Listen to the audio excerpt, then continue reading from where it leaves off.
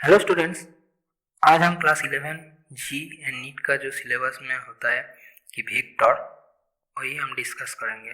तो कौन सी टॉपिक्स हम डिस्कस करेंगे वो हम थंबनेल में भी डाल दिया था, इधर भी मैंने फिर एक बार बोल देता हूँ कि टॉपिक्स जो जो है वो ये सब है 1 2 3 4 5। ठीक है, हम ये चीज़ें आज डिस्कस करेंगे एक 1 बाय 1। ठीक है, तो चलो पहले देख लेते हैं कि वेक्टर एंड स्केलर क्या है।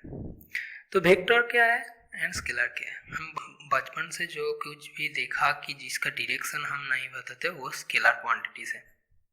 ठीक है, तो बहुत सारे फिजिकल क्वांटिटीज होता है, बहुत सारे फिजिकल क्वांटिटीज होता है।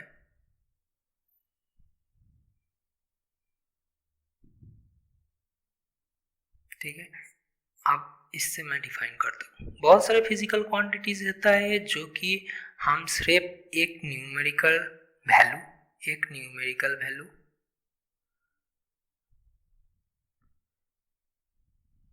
एलोन, ठीक है, with unit.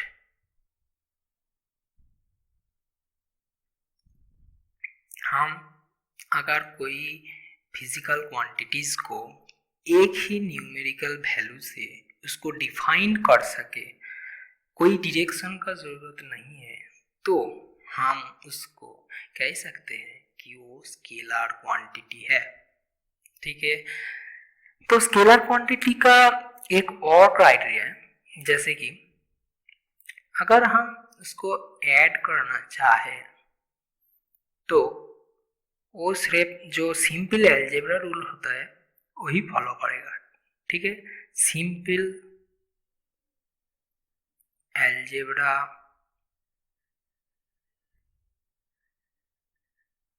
Rule, simple algebra rule follow करके उसको हम दो स्केलर क्वांटिटीज को या फिर जो भी 3 4 जो भी स्केलर क्वांटिटीज है उसको हम ऐड कर सकते हैं। कौन सी रूल से? सिंपल एल्जेब्रा रूल से। एक ही बहुत अच्छा एग्जाम्पल जो है वो है मास। ठीक है, स्केलर क्वांटिटीज का। और वेक्टर, देखो कुछ फिजिकल क्वांटिटीज है जो कि एक न्यूमेरिकल वैल्यू से डिफाइंड हम कर सकते हैं जो कि स्केलर है। कुछ फिजिकल क्वांटिटीज है जिसको हम एक ही फिजिकल क्वांटिटीज से डिफाइन नहीं कर सकते, उसके साथ साथ उसका डायरेक्शन भी ऐड करना पड़ेगा उसका प्रॉपर्टीज में। जैसे कि एक तो हो गया मैग्नीट्यूड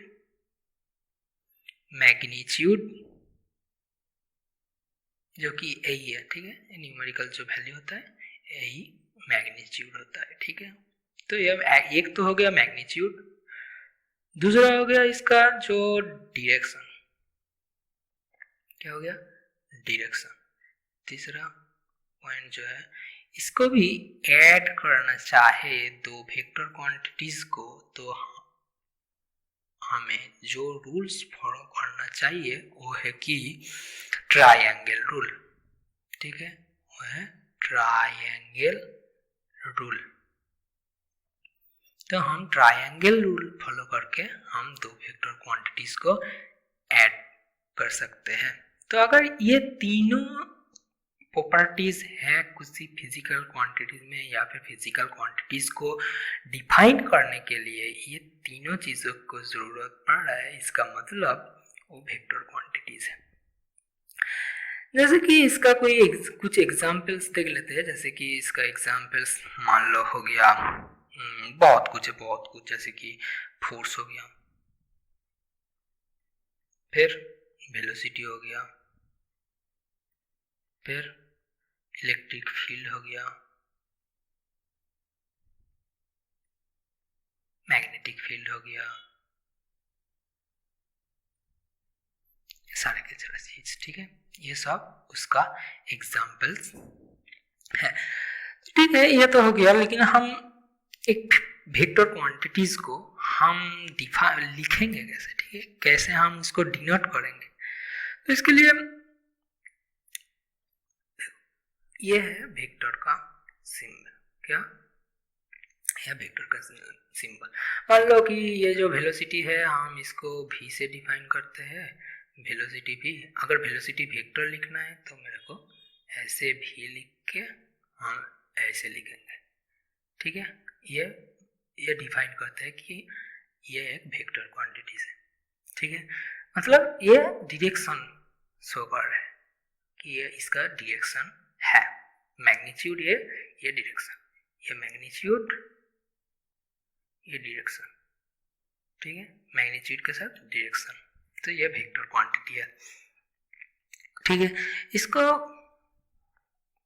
कभी कभी ये वेक्टर जो ये डायरेक्शन का चिन्ह हटा के हम लोग इसको थोड़ा बोल्ड कर देते हैं, ठीक है, ऐसे बोल्ड कर देते हैं, तो ये भी वेक्टर बोल सकते हैं। तो ये तो कुछ हो गया कैसे हम डिफाइन कर सकते हैं, तो मेनली यही यूज होता है, ठीक है। ये भी बहुत सारे स्टैंडर्ड्स बुक्स में ये भी होता है। तो नाउ अब नेक्स्ट टॉपिक जो कि है equality of vectors. Equality of vectors means मान लो टू वेक्टर्स हैं, दो वेक्टर्स जो कि representing two values of same physical quantity, ठीक है। दो वेक्टर्स है, मान लो ए वेक्टर एंड बी वेक्टर, ठीक है। दो वेक्टर है जो कि दो वैल्यूज अलग अलग रिप्रेजेंट कर रहा है, ठीक है, representing two values of the same physical quantity. Same physical quantity का मतलब तुम मान लो कि v एक वेलोसिटी है, v वेलोसिटी है, इसका ही दो वेलोसिटी है, मतलब एक मान लो कि 30, एक है 40, ठीक है। तो a का जो मैग्नीट्यूड है वो है 30, b का जो मैग्नीट्यूड है वो है 40, ठीक है। तो एक ही फिजिकल क्वांटिटीज का दो वैल्यूज रिप्रेजेंट कर रहा है, ठीक है, ये दो वेक्टर। इन दोनों वेक्टर कब इक्वल होगा, यही तो इक्वालिटी ऑफ वेक्टर्स है कि जब दो वेक्टर इक्वल हो जाए। तो इक्वल होने का, वेक्टर का इक्वल होने का मतलब क्या है कि इसका मैग्नीट्यूड भी सेम होना है और डायरेक्शन भी सेम होना है। तो मतलब ए वेक्टर का जो मैग्नीट्यूड होता है होगा उसको बी वेक्टर का जो मैग्नीट्यूड है उनका साथ इक्वल होना पड़ेगा। ऐसे हम मैग्नीट्यूड को डिफाइन करते हैं, ऐसे मॉड देके, ठीक है। अगर ऐसे भी लिख सकते हैं या फिर वेक्टर चिन्ह नहीं देके, वेक्टर नहीं देके ऐसे भी हम मैग्नीट्यूड डिफाइन करते हैं वेक्टर का। तो अगर मैग्नीट्यूड भी सेम है एंड डायरेक्शन भी सेम है, उसका साथ साथ मैग्नीट्यूड सेम है एंड डायरेक्शन भी सेम है, direction of A vector is equal to अगर डायरेक्शन ऑफ बी वेक्टर ऐसा हुआ, ये एक क्राइटेरिया ये दो क्राइटेरिया, तो अगर ये दोनों फुलफिल हो गया तो ये सेम है ए वेक्टर और बी वेक्टर, तो उसको हम इक्वालिटी ऑफ वेक्टर्स कह सकते हैं, ठीक है, उसको हम इक्वालिटी ऑफ वेक्टर कह सकते हैं। तो अगर कोई पैरेलल ट्रांसलेशन हुआ, अगर पैरेलल ट्रांसलेशन हुआ तो इसमें कोई चेंज नहीं आएगा, ठीक है। बढ़ते हैं नेक्स्ट टॉपिक पे जो कि है addition of vectors. Addition of vectors, तो हम ऐड करना चाहते हैं दो वेक्टर को। तो हम पहले ही जब वेक्टर बोल रहे थे तब तो मैं बोला कि अगर दो वेक्टर को हमें ऐड करना है तो हमें ट्रायंगल रूल फॉलो करना चाहिए। तो ट्रायंगल रूल फॉलो करना है, ठीक है। तो मान लो एक वेक्टर है ऐसे जो कि है ए वेक्टर, और एक बात मैं बता दूं कि ये जो है ये जो है एंड इसको हम कहते हैं टेल, ठीक है, और ये जो डायरेक्शन वाला सिंबल का जो एंड है इसको हम कहते हैं हेड, ठीक है ना। सिक्को का जो होता है ना टेल एंड हेड, इसका भी होता है ये टेल ये हेड, ठीक है। तो चलो, ये टेल हो गया, ये हेड हो गया, ठीक है। और फिर मान लो इसका जो हेड है यहाँ से किसी और वेक्टर b का एक थोड़ा इंक्लाइन करना पड़ेगा, जैसे कि मान लो ऐसे, ठीक है। ये हो गया b वेक्टर। तो ये इसका टेल इसका हेड के साथ ऐसा, तो इसका रिजल्टेंट क्या होगा, मतलब इसका जो एडिशन होगा वो ये होगा, ठीक है। डायरेक्शन इधर, ये जो रिजल्टेंट वेक्टर है यही होगा ए वेक्टर प्लस बी वेक्टर। निकल सकते हैं ट्रायंगुलर रूल से। पर इसका जो हेड्स है इसके साथ अगर कोई और वेक्टर का टेल है तो इसका रिजल्टेंट क्या होगा, इस वेक्टर का टेल से लेके इस वेक्टर का हेड तक हम ज्वाइन कर देंगे और जो मिलेगा वही हमको ए वेक्टर प्लस बी वेक्टर या फिर रिजल्टेंट वेक्टर देंगे, ठीक है। अगर इसको हम कुछ अलग से समझते हैं, ठीक है। तो मान लो कि ऐसा है कुछ, लो ये वेक्टर हो गया और इसका टेल से एक और वेक्टर आ गया, ठीक है। टेल से टेल ये और वेक्टर आ गया बी वेक्टर। तो इसका जो रिजल्टेंट होगा ये कैसे होगा, तो इसके लिए हमको क्या करना पड़ेगा, एक पैरेललोग्राम ड्रॉ करना पड़ेगा। तो ड्रॉ कर लेते हैं पैरेललोग्राम,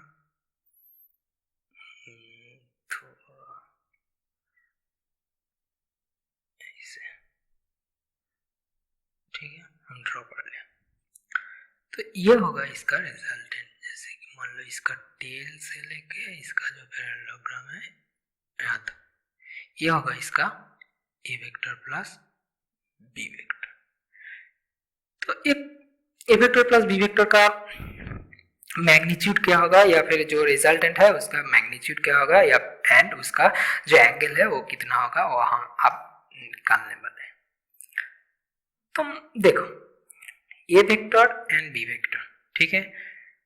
तो ए वेक्टर का मैग्नीट्यूड मैंने बोला कि ए वेक्टर का मैग्नीट्यूड जो होगा वो हम ऐसे लिख सकते हैं, और बी वेक्टर का जो मैग्नीट्यूड होगा वो हम ऐसे लिख सकते हैं, ठीक है।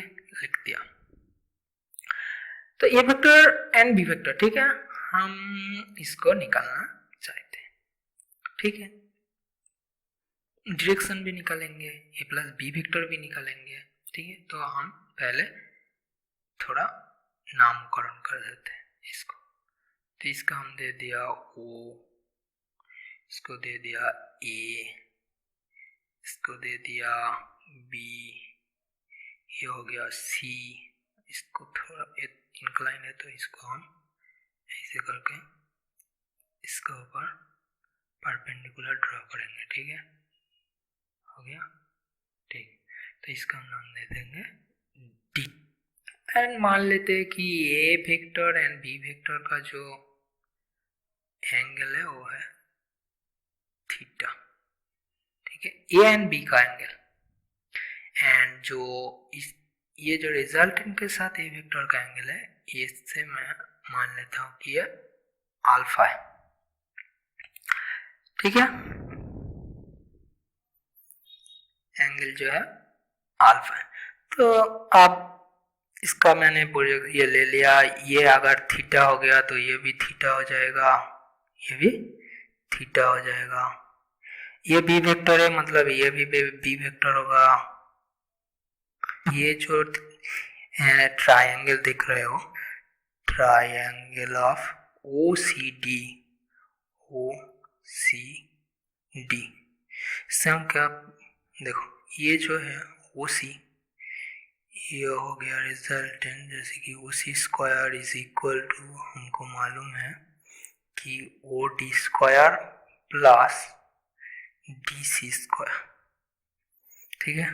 OD means O A plus A D, तो ये लिखेंगे हम O A plus A D इसका whole square plus D C means D C, so D C square. Now O A means, O A का मैग्नीट्यूड कितना है, ये सो हम लिखते लेते हैं ये, जेहेतु हम मैग्नीट्यूड कैलकुलेट कर रहे हैं तो ये प्लस AD कितना हो गया, AD ये बी वेक्टर है, ये थीटा है, तो इसका प्रोजेक्शन बी का प्रोजेक्शन कितना होगा AD के, तो बी कॉस थीटा, ठीक है। तो हो गया बी कॉस ऑफ थीटा इसका होल स्क्वायर प्लस DC जो है इसका इधर प्रोजेक्शन ले लेते हैं, एक इधर प्रोजेक्शन होता है, ये कॉस थीटा होगा तो ये साइन थीटा होगा, जिधर एंगल थीटा है वो कॉस थीटा, जिधर एंगल नहीं है मतलब उसका जो y एक्सिस का प्रोजेक्शन होगा साइन। सो मैंने लिख दिया b साइन थीटा इसका होल स्क्वायर, दैट मीन्स यहाँ से हम निकाले तो हमको मिलेगा square plus 2ab cos of theta plus b square, ठीक है। क्योंकि देखो sine square theta plus cos square theta, यहाँ b स्क्वायर कॉमन ले लेंगे तो sine square theta plus cos square theta कितना 1, सो 1 हो जाएगा, तो square plus 2ab cos theta plus b square, ठीक है। ये तो जस्ट OC स्क्वायर है। तो अब OC मतलब कि जो रिजल्टेंट है OC is equal to, so OC squares हमने पाया square plus 2ab cos of theta plus b square, तो OC is equal to root over of square plus 2ab cos theta plus b square, ठीक है। तो ये हो गया resultant. तो यही हमें अप्लाई करके बहुत सारे प्रॉब्लम्स हम सॉल्व कर सकते हैं, हम रिजल्टेंट निकाल सकते हैं, ठीक है। तो ये हो गया मैग्नीट्यूड a प्लस बी का, तो यही a प्लस बी का होगा, तो a प्लस बी का जो मैग्नीट्यूड है वो यही है कि square plus b square plus 2ab cos theta, okay. अब जो मैंने इधर बोला कि ये जो एंगल है अल्फा, इसको हम निकालेंगे, तो देखो ये जो ट्रायंगल है इसका एंगल है, तो मतलब जो tan अल्फा होगा वो ये हाइट बाई बेस, तो देख लेते हैं, तो tan of alpha is equal to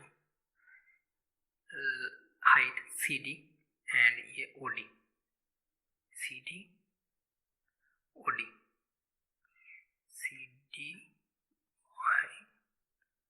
OD, okay. तो CD कितना है, CD हम देख लेते हैं, CD b साइन थीटा, तो लिख देते हैं b साइन थीटा, OD कितना है, OD है a plus b cos theta, a plus b cos theta, तो लिख देते हैं a plus b cos theta, तो ये tan अल्फा हो गया। तो ये अब अल्फा इज इक्वल टू हम tan इनवर्स ऑफ दिस हम लिख सकते हैं, tan inverse of b sign theta by a plus b cos theta, ठीक है। तो ये हो गया। एक एग्जाम्पल्स देख लेते हैं, ठीक है, एक एग्जाम्पल देख लेते हैं, चलो। तो ये रहा एग्जाम्पल, ये नहीं है अभी, ये बाद में देखेंगे, ठीक है। तो two vectors having equal magnitude A makes an angle theta with each other, find the magnitude and direction of resultant, ठीक है। सो द मैग्नीट्यूड कैसे निकालेंगे वो मैंने अभी बोला कि मान लो कि मैग्नीट्यूड हम निकाल रहा है कि ये जो रिजल्टेंट है वो हम बी एज्यूम कर लेते हैं कि b इज इक्वल टू, मैंने अभी बोला रूट ओवर ए स्क्वायर, इधर मैग्नीट्यूड बोला ए दोनों का ही, सो ए स्क्वायर प्लस बी स्क्वायर जो है वो भी ए है, तो ए स्क्वायर प्लस 2a मतलब 2a स्क्वायर कॉस थीटा, ठीक है। So root over of 2a square into 1 plus cos of theta that is equal to root over 4 square cos square theta by 2। एक फॉर्मूला है कि 1 plus cos of theta is equal to 2 cos square theta by 2। ठीक है, तो ये हम use किया इधर। तो इसको हम अगर रूट कर दें तो हमको मिलेगा, इधर लिख देता हूँ, तो हमको मिलेगा 2a cos of theta by 2. So the resultant will make an angle alpha with the first vector है alpha। so हमको अब alpha निकालना है, तो alpha के लिए तो अब हम alpha निकालेंगे। ठीक है, बोलिए alpha क्या है, वो जो एंगल है फर्स्ट वेक्टर के साथ रिजल्टेंट का वही निकालेंगे। ठीक है, तो tan अल्फा हम बोला था कि tan alpha is equal to, हमने बोला था A sine B sine theta, तो इधर बी भी ये है, तो A sine theta by A plus A cos theta. ठीक है, दैट इज इक्वल टू, इसको हम फार्मूला लिखेंगे 2a sine of theta by 2 cos of theta by 2 divided by 2a cos square theta by 2। ठीक है, that is equal to 2a cos theta cos square theta, तो sine theta by 2 by cos theta by 2, that is tan theta by 2। Okay, so इधर भी tan इधर भी tan, सो हम लिख सकते हैं कि alpha is equal to theta by 2। So thus the resultant of two equal vectors bisects the angle between them. So अगर मान लो ये a वेक्टर था और ये भी another वेक्टर जिसका मैग्नीट्यूड ये था, तो अगर मैंने ऐसे इसको निकाला कि इसका रिजल्टेंट हम पैरेललोग्राम ड्रॉ किया और ये जो है ये रिजल्टेंट है। ठीक है, इसको हम निकाला, जैसे कि इसको हम बोला कि दोनों का मैग्नीट्यूड सेम है, तो A vector plus A vector. ठीक है, और ये भी ए वेक्टर था, ये भी ए वेक्टर था, तो ये जो एंगल है इन दोनों का वो था थीटा मान लिया था, और ये जो था ये था अल्फा। सो अल्फा कितना होगा, ये जो दोनों का जो एंगल है उसका हाफ। ठीक है, ओके, तो अब बढ़ते हैं नेक्स्ट टॉपिक का। इसका बाद जो टॉपिक है वो है multiplication of A vector by A number. Multiplication of A vector by A number. Suppose A vector A vector, ठीक है, जिस नंबर से हम मल्टीप्लाई करना चाहते हैं उसको हम मान लेते हैं किए।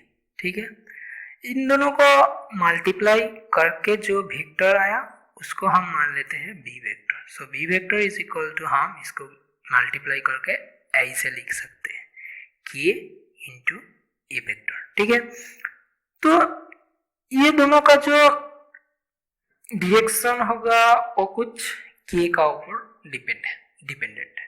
ठीक है, अगर मान लो कि के का वैल्यू पॉजिटिव है, के का वैल्यू पॉजिटिव है, ठीक है, तो बी का जो डायरेक्शन होगा वो ए का जो डायरेक्शन होगा उसके साथ सेम होगा, डायरेक्शन सेम।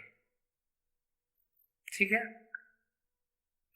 ओके, इसका जो मैग्नीट्यूड होगा वो कितना होगा, बी वेक्टर का मैग्नीट्यूड ऐसे भी हम लिख सकते हैं के इंटू ए। ठीक है, जो मैंने बोल रहा था कि के का जो पॉजिटिव वैल्यू आया तो हम बोल सकते हैं कि B vector and A vector का जो डायरेक्शन है वो same.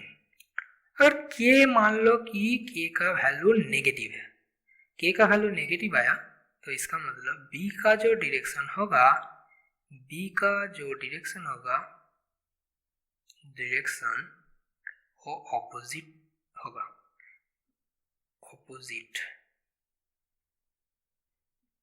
to the direction of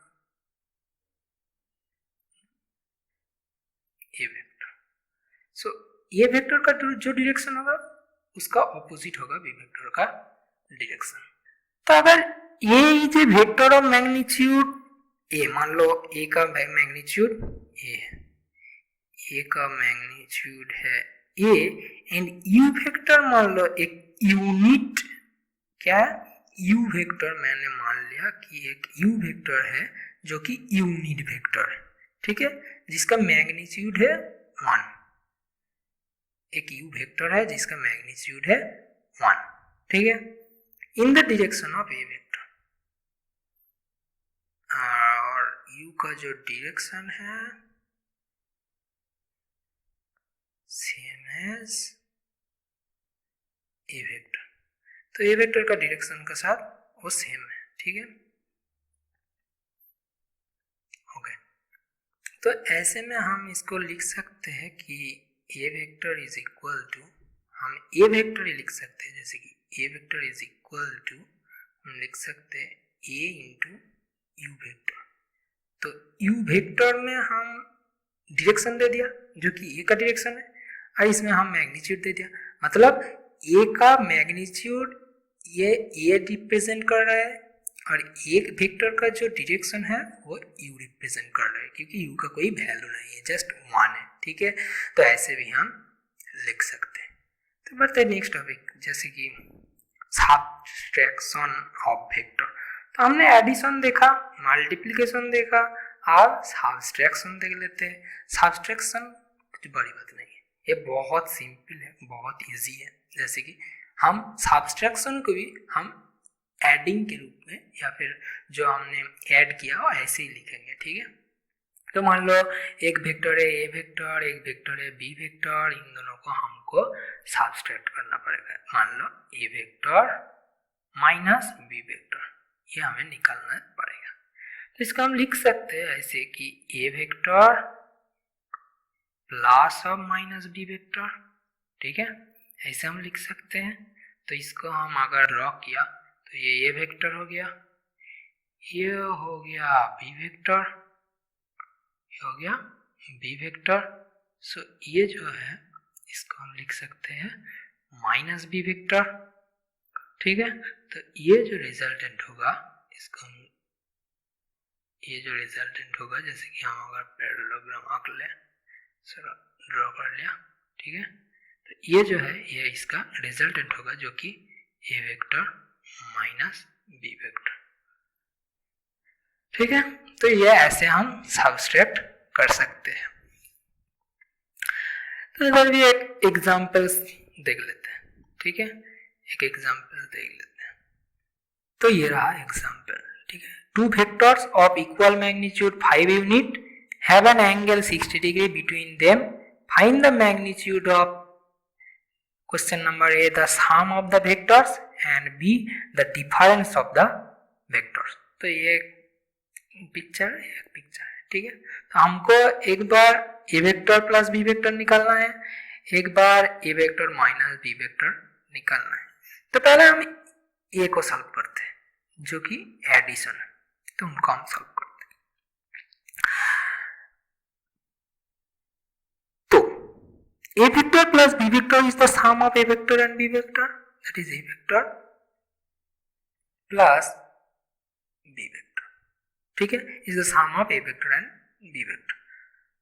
So both have a magnitude 5 units, ठीक है, जो कि है a vector is equals to 5 and also b vector is equal to mod of b vector is also equal to 5, ठीक है. And the angle between them is 60 degree. And the angle between them is 60 degree. So angle between them means theta, that is theta is equal to 60 degree, ठीक है. मैंने अभी देखा पहला example में कि अगर दोनों का मैग्नीट्यूड सेम हुआ तो उसका जो अल्फा होता है, मतलब इसके साथ जो एंगल होता है रिजल्टेंट के साथ, या हम लोग अगर अल्फा मान ले, ये थीटा है, तो ये अल्फा कितना होगा, अल्फा होगा थीटा बाई 2, ठीक है ना। तो मतलब इधर अल्फा कितना होगा, मैं ये पूछा नहीं, फिर भी अल्फा इज इक्वल टू होगा 30 डिग्री, है कि नहीं, ठीक है। ओके, तो इधर हमको पूछा है कि इसका जो है, इसका साम निकालना है, मैग्नीट्यूड निकालना है, इसका मैग्नीट्यूड निकालना है। तो इधर हम सॉल्व करते हैं इसको। तो mod of A vector plus B vector, ठीक है, is equal to root over of mod of A square, मतलब 5 square plus 5 square plus 2 into 5 into cos of theta, that is cos of 60 degree. तो इसको अगर हम solve करें तो हमको मिलेगा 2 into 5 cos 30 degree, that is 5√3 unit, ठीक है। तो A vector mod of A vector plus B vector आ गया। अब mod of A vector minus B vector निकालना है, ठीक है, mod of A vector minus B vector निकालना है। तो इसके लिए ये जो थीटा है ये कितना होगा, पहले ये निकालना चाहिए कि ये 60, ये हो गया 60, ये इधर बोल रखा है कि ये 60 है। तो अगर ये 60 है तो इसको हम अगर ऐसे बढ़ा है, और ये टोटल कितना है, ये टोटल मैंने इधर ड्रॉ किया, इधर ये 180 डिग्री है।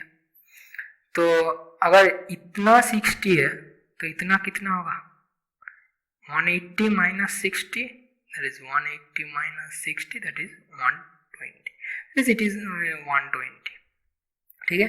तो अगर मैंने ओके एक पेज ले लेती हूँ, तो ये रहा, तो mod of A vector minus B vector, that is equal to, हम लिख सकते रूट ओवर ऑफ, सब कुछ सेम ही रहेगा जैसे कि हमने पहले बताया था, plus 5 square plus 2 into 5 into 5 cos of 120 degree, cos of 120 degree, ठीक है। इसका हम अगर सॉल्व किया तो ये आएगा 2 into 5 cos 60, that is cos 60 means that is 5 unit, ठीक है। तो ये एक एग्जाम्पल हो गया। तो ये हो गया आज का सारा टॉपिक्स ख़त्म। तो नेक्स्ट दिन मिलते हैं कुछ नए टॉपिक्स के साथ, कुछ नए जोश के साथ, ठीक है। चैनल के साथ जुड़े रहिए, तब तक के लिए बाय।